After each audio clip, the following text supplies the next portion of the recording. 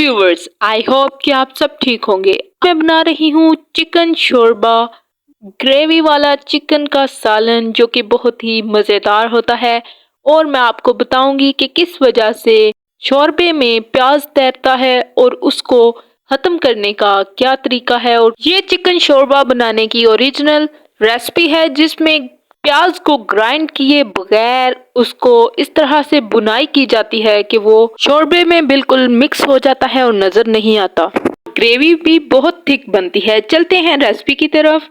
सबसे पहले मैंने कढ़ाई ले ली है और उसमें 2 बड़े चम्मच कुकिंग ऑयल के डाल लिए हैं। कुकिंग ऑयल जब थोड़ा सा गर्म हो जाएगा तो मैं इसमें डाल रही हूँ 3 दरमियाने साइज के कटे हुए प्याज। प्याज को फ्राई कर लेंगे। इस दौरान मैं इसमें ऐड कर दूंगी लहसुन और अदरक जो कि मैंने चॉप किया हुआ है।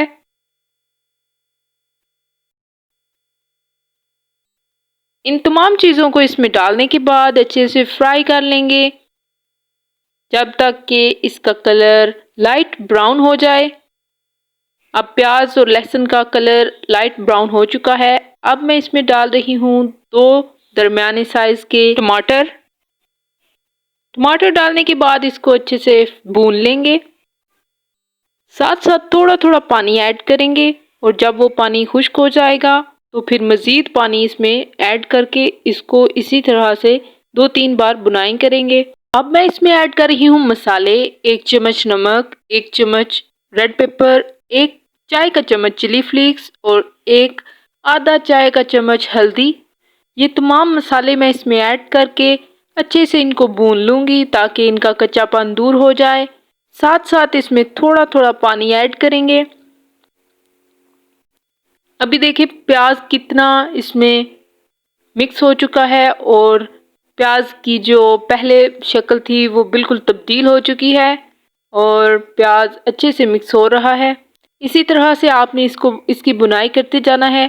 साथ साथ थोड़ा पानी ऐड करेंगे। फिर जब वो खुश्क हो जाएगा तो मज़ीद इसमें थोड़ा थोड़ा पानी ऐड करके इसकी इसी तरह से बुनाई करेंगे तो प्याज बिल्कुल मिक्स हो जाएगा। और कढ़ी में प्याज इस वजह से तैरता है कि जब आप उसको प्याज डालने के बाद, टमाटर डालने के बाद साथ ही मसाले डालकर एकदम से उसको भून के आप इसमें गोश्त डाल देते हैं और प्याज की अच्छे से बुनाई नहीं करते तो वो जब इसी वजह से प्याज शोरबे में तैरता है और वो बहुत ही बुरा लगता है। अब मैंने चिकन को अच्छे से धोकर साफ कर लिया है। 3 पाव चिकन मैंने लिया है और इसको अच्छे से धो लिया है। अब मैं चिकन इस मसाले में ऐड कर दूंगी। प्याज अच्छे से हमारा मिक्स हो चुका है क्योंकि मैंने इसको 3 से 4 मिनट के लिए अच्छे से इसकी बुनाई की थी।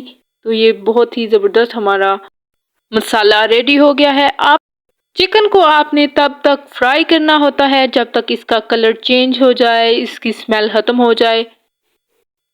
चिकन में एक स्मेल होती है जो कि ख़त्म करना बहुत ज़रूरी होती है। अगर आप जल्दी जल्दी से इसकी बुनाई कर लेंगे तो उसमें वो स्मेल रह जाएगी और वो बहुत बुरी लगती है। इसलिए आपने अच्छे से चिकन को फ्राई करना है। इसकी बुनाई बहुत अच्छे से होनी चाहिए। चिकन अब अच्छे से फ्राई हो चुका है। 7 से 8 मिनट के लिए मैंने इसको अच्छे से तेज़ आंच पर फ्राई किया है और इस साथ साथ इसमें थोड़ा थोड़ा पानी ऐड करें ताकि अच्छे से इसकी बुनाई हो जाए प्रॉपरली। और अब मैं इसमें शोरबे के लिए पानी डाल रही हूँ। अब मैं इसमें हरा धनिया ऐड कर रही हूँ। हरी मिर्चें और हरा धनिया मैंने इसमें ऐड कर दिया है।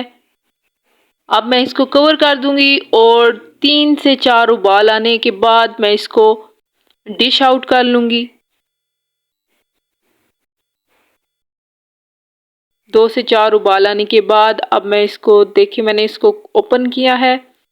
ज़बरदस्त थिक ग्रेवी वाला हमारा चिकन शोरबा रेडी हो चुका है और इसमें प्याज भी बिल्कुल भी नहीं तैर रहे और धनिया है जो कि आपको नज़र आ रहा होगा, जो कि मैंने बाद में ऐड किया था। धनिया हमेशा लास्ट में ऐड करना चाहिए। अब मैं डिश आउट कर रही हूँ इसको। व्यूवर्स, ये है हमारा चिकन ग्रेवी वाला ज़बरदस्त शोरबे वाला सालन जो कि रेडी हो चुका है। आई होप कि आपको वीडियो अच्छी लगी होगी। अगर आपको वीडियो अच्छी लगी है तो चैनल को सब्सक्राइब कर दें ताकि नेक्स्ट आने वाली तमाम वीडियोस आप तक पहुंच सकें।